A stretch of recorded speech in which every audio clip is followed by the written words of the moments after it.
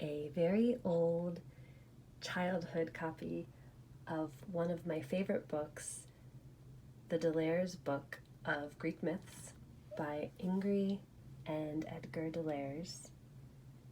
It's from Dell Publishing and Yearling Books. Bellerophon, a grandson of Sisyphus, was a great tamer of horses. He would have given all he owned for a ride on the winged horse Pegasus, who had sprung out of Medusa's neck.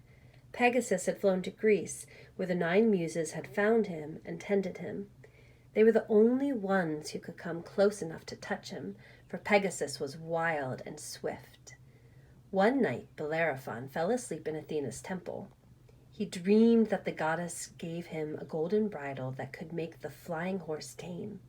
And when he awoke, he really held a golden bridle in his hand. Not long thereafter, Pegasus flew over Corinth, saw the clear spring that Sisyphus had won from the river god, and stopped to drink. Carefully, Bellerophon tiptoed up the winged horse and flung the bridle over his head. The horse neighed, looked at Bellerophon, and suddenly he was so tame that Bellerophon could mount him. Never had there been such a horse and such a horseman. They galloped through the air, over land and over sea, faster than the wind.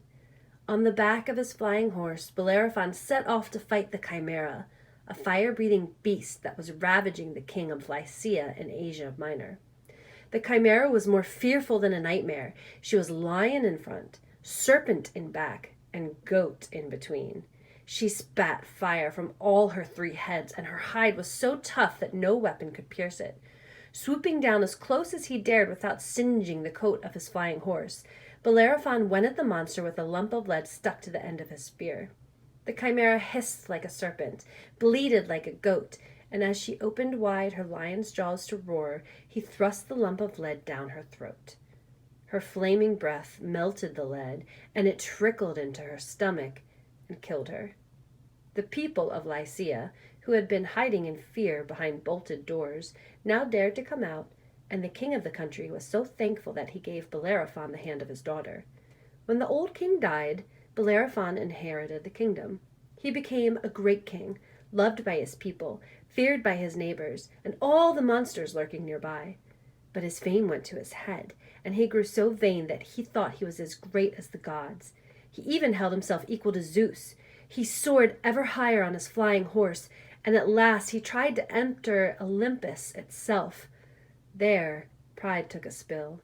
Pegasus threw him, and Bellerophon fell to earth, landing in thistle thorns in a distant country.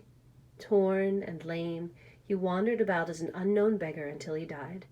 Pegasus entered Olympus alone, and Zeus made the handsome winged horse the carrier of his thunderbolts.